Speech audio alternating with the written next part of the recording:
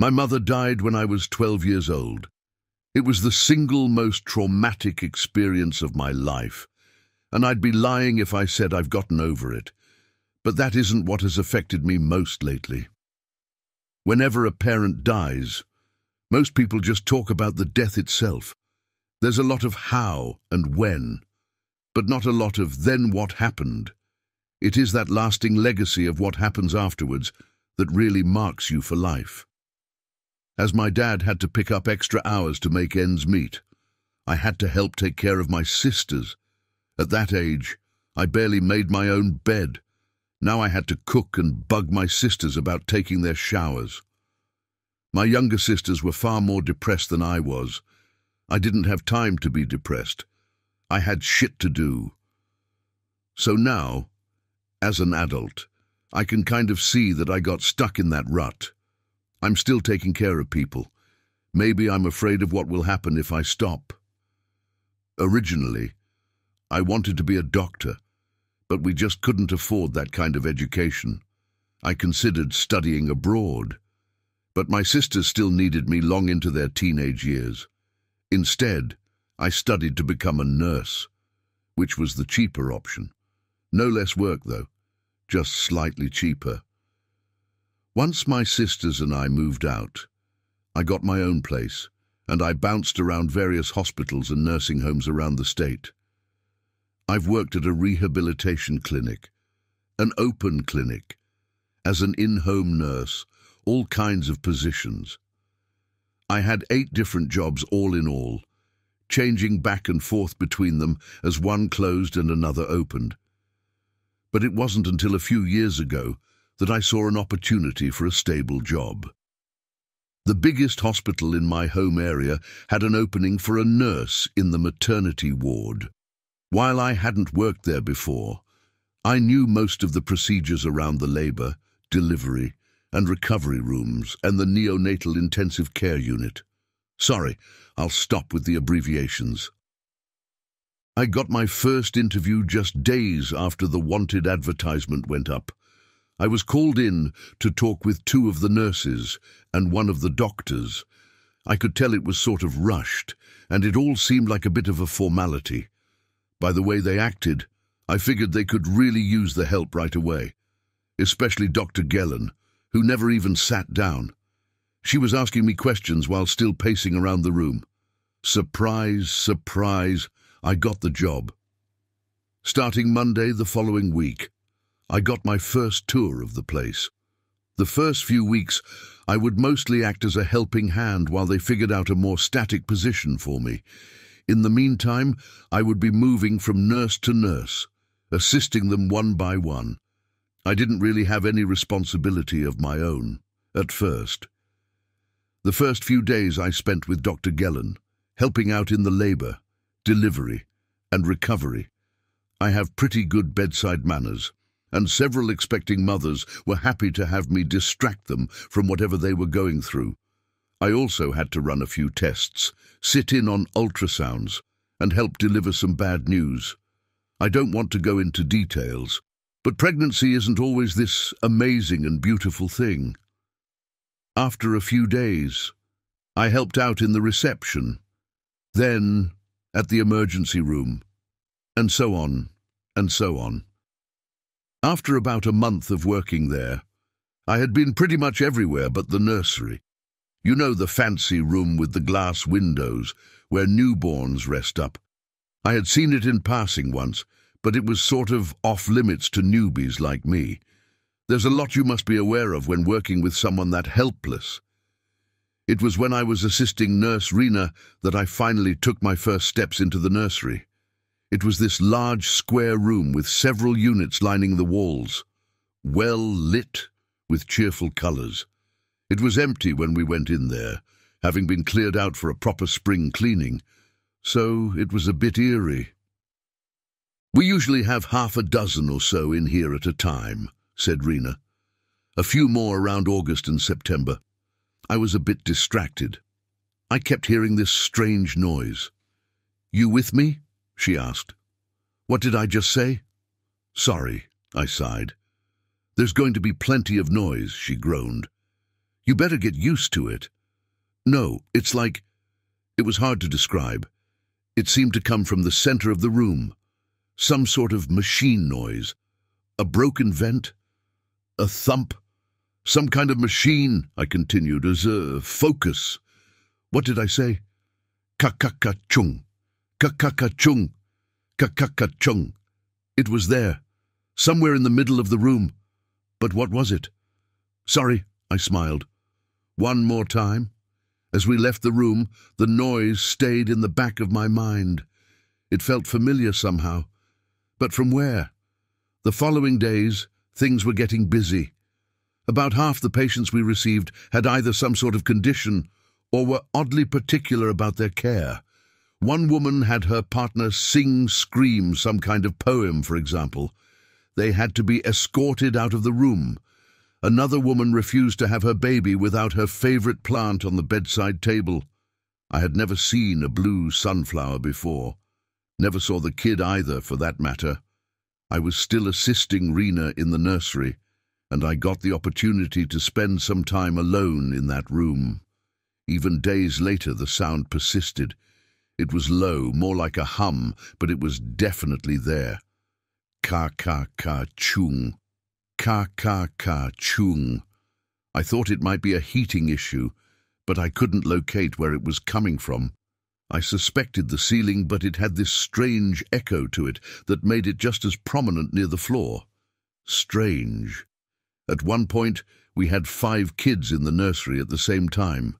Rena had the main responsibility, but she took me along every now and then, just to quiz me and see how well I fared on my own.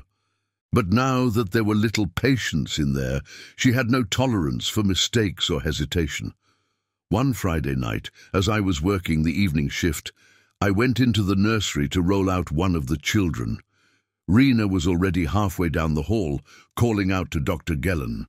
So I had this short moment completely alone with all 5 kids. The lights were a bit dimmer, and at first I didn't notice anything.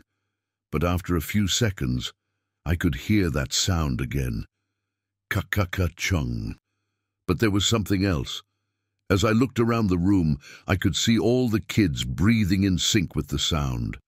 Little chests heaving up and down. Ka-ka-ka-chung.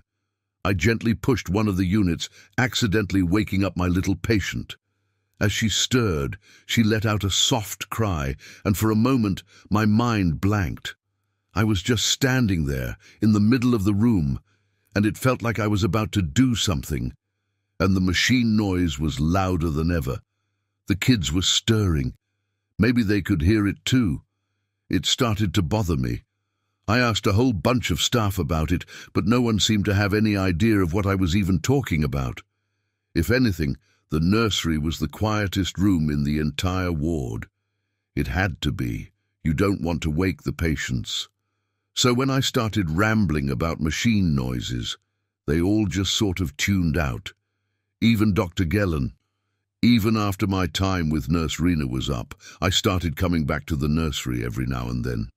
Sometimes on my lunch break, I'd just stand there and listen, trying to find the source of the sound. That's actually how I got started here on Reddit. I started asking other medical professionals what that noise could be, and no one had a clear idea. I tried recording it, but it just wouldn't stick. Also, it is generally frowned upon to stand with a cell phone in the nursery, recording what could be a video. Big no-no. I went back over and over again, and it actually landed me in a bit of trouble. I had a private meeting with Dr. Gellen, who tried her best to understand my strange fascination with the nursery. Finally, I had to agree to leave my phone in my locker. I didn't go back there for a long time, but it was inevitable. The nursery is somewhat central to the entire ward, and you have to actively avoid it to never pass it. One night, as I was passing the glass window, I stopped to listen. But that time, I had a good reason. There were 4 kids in there, and they were the first thing I heard, not the strange machine noise. The kids were crying, but they were crying in unison. Short bursts of screams. It was rhythmic, in a way. I stopped to listen, and my mind immediately returned to the noise. I was sure that if I stepped inside, I'd hear the noise again. The kids. They were screaming in unison with the sound. I could feel it. And that was just the start. I could start feeling it even at home. I'd get frustrated whenever I heard my washing machine, as it was out of sync with the sound that haunted the back of my mind. Ka-ka-ka-chung. Ka-ka-ka-chung. Every rhythmic noise I heard just seemed off by comparison.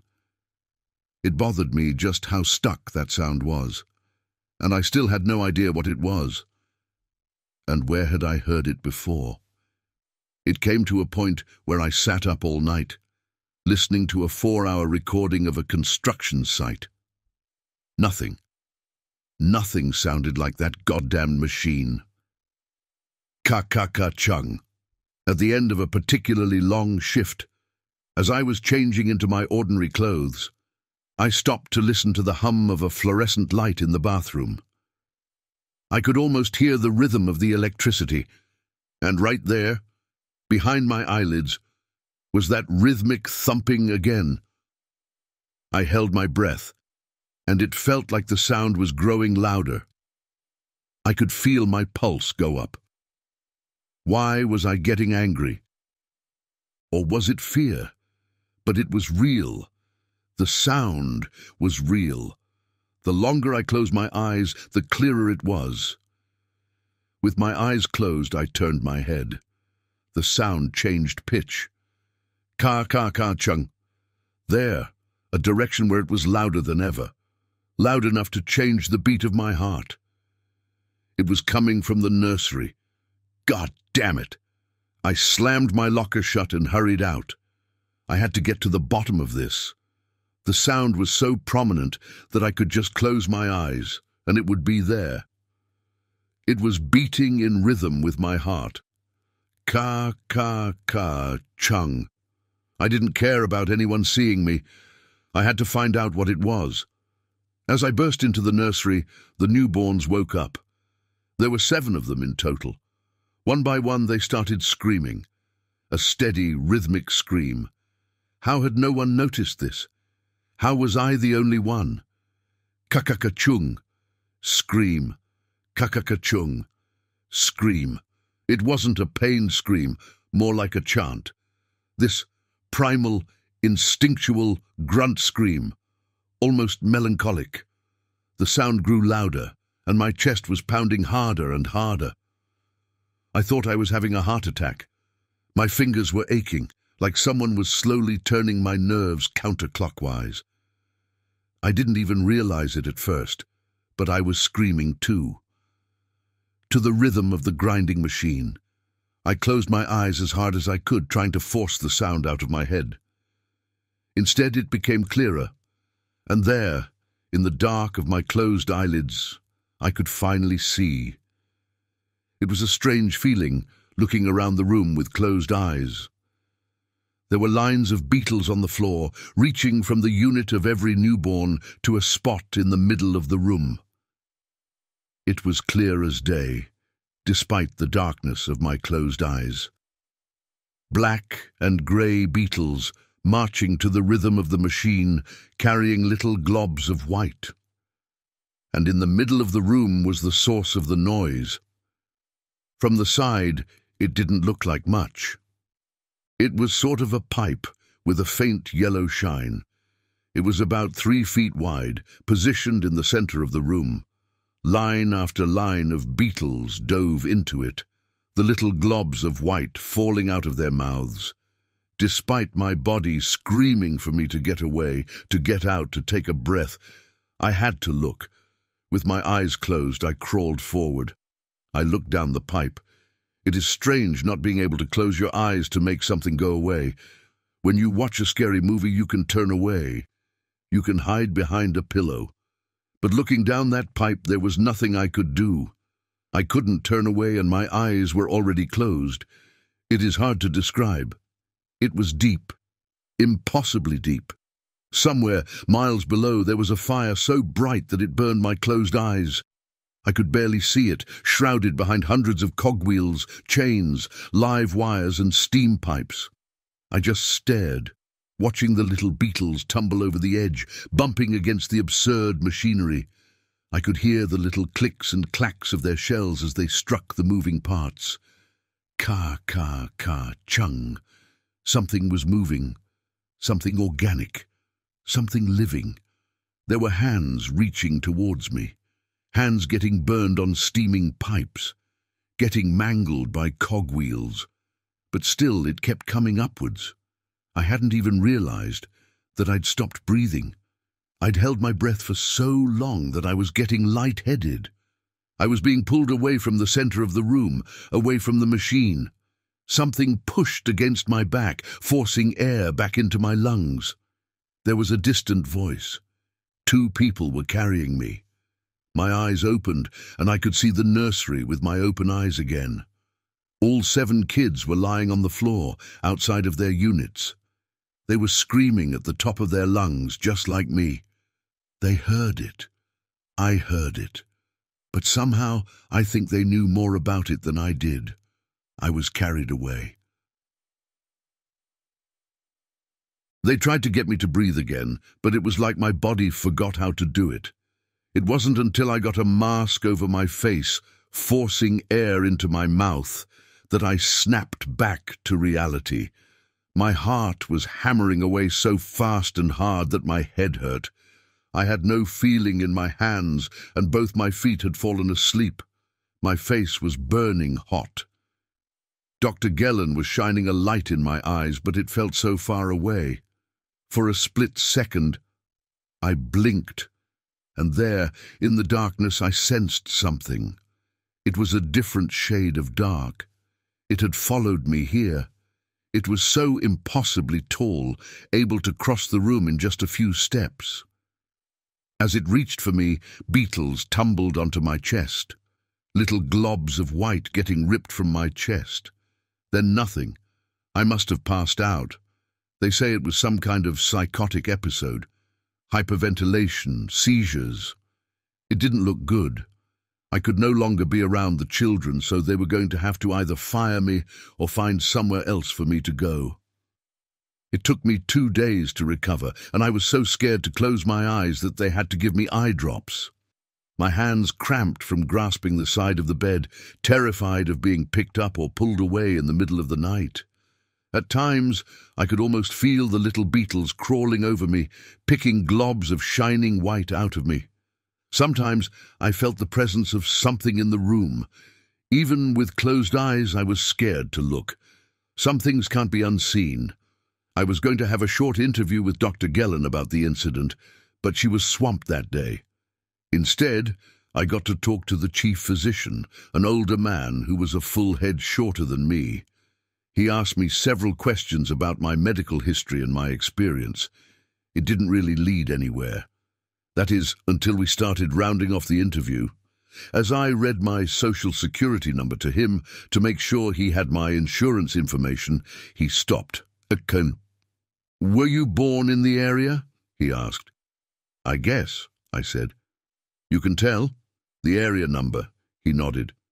"It is quite unique. There are 3 hospitals that cover that area, but 2 didn't have fully staffed maternity wards at the time you were born." Handing my papers back to me, he gave me a long look. "You were born here in this hospital, weren't you?" he asked. I had no idea, but it made sense. Mom had lived in this town all her life. I just nodded. He didn't respond. Instead, he just looked at me and sighed. Without a word, the meeting ended. The following week, I lost my job. While one could think it was because of my psychotic meltdown, I'm pretty sure it was because of that meeting with the chief physician. I think he knows something. If I had been born there, maybe I'd been in that room long ago, before I could even form memories. But if so, how could that noise sound so familiar? This was a few months ago, but I'm still looking for answers. That, and I think I'm going insane. I can still hear the click-clacking of little beetles falling to their deaths. And if I concentrate hard enough, I can hear the machine. Ka-ka-ka-chung. It is not a memory. It is always there. I think there's a piece of me down there. Inside it, still connected. Something listening, from the inside. Something that hurts. Little globs of white. I don't know what to make of this. I just want it out of my head. Some days I can distract myself enough not to hear it, but other days I can barely hear myself talk. It is always there, no matter what. It is like a rhythmic, haunting tinnitus, but I know there's more to it. Sometimes, as I close my eyes, I can still see a faint glow in the distance. Sometimes not even in the direction of the hospital. Sometimes it is closer. Sometimes it has eyes. But the sound is the same, always the same. Ka-ka-ka-chung.